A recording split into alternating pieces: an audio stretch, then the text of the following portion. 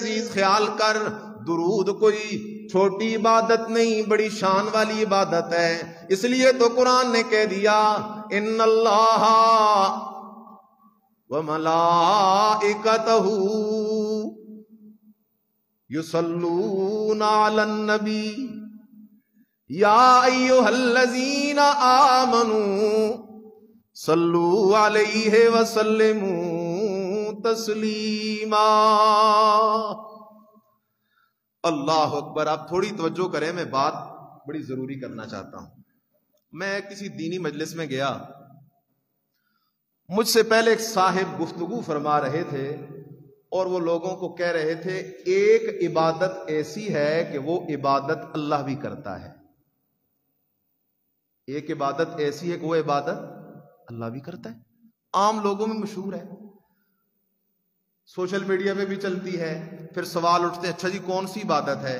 تو کہا جاتا ہے وہ درود والی عبادت ہے جو عبادت اللہ بھی کرتا ہے۔ خیال کرو،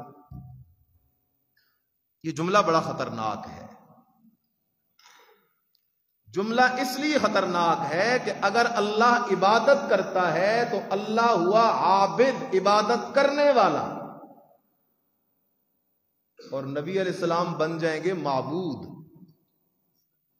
حالانکہ لا الہ الا اللہ کا معنی کرتے ہو عبادت کے لائق کوئی نہیں مگر صرف کون ہے؟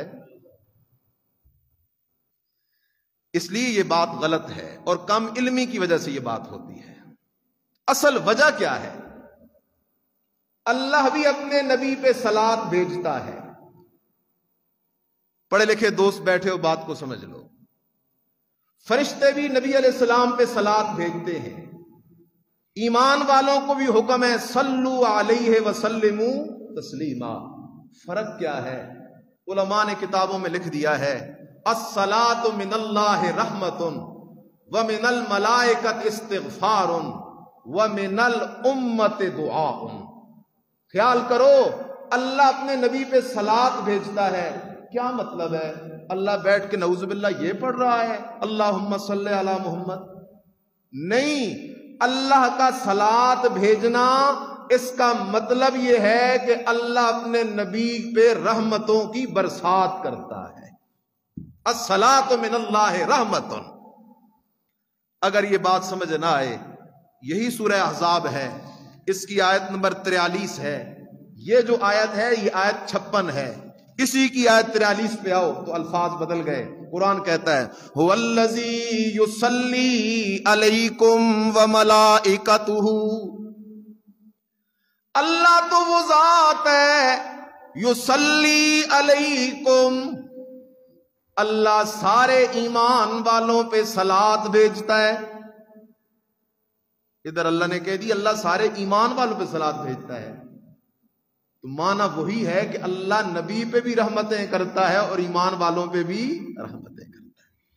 فرشتے بھی صلات بھیجتے ہیں، کیا مطلب؟ فرشتے دعائے استغفار کرتے ہیں، اور استغفار ہمیشہ گناہوں کی بخشش کے لیے نہیں ہوتی۔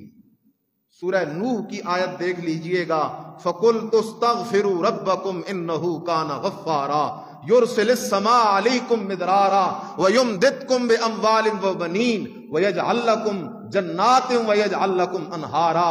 اللہ کہتا ہے سچی استغفار کرو، میں بارشیں برسانی شروع کر دوں گا، مال دینا شروع کر دوں گا، اولاد دینا شروع کر دوں گا، جنت اور باغات دینے شروع کر دوں گا، نہریں جاری کر کے رکھ دوں گا۔ اس لیے فرشتے نبی علیہ السلام کے لیے استغفار کرتے ہیں، کیا مطلب؟ وہ آمنہ کے لال کے درجات کی بلندی کے لیے دعائیں کر رہے ہیں۔ اور امتی بھی نبی پہ درود پڑھتا ہے، ہم بھی درود پڑھتے ہیں، آپ بھی درود پڑھتے ہیں۔ یہ درود ہے کیا؟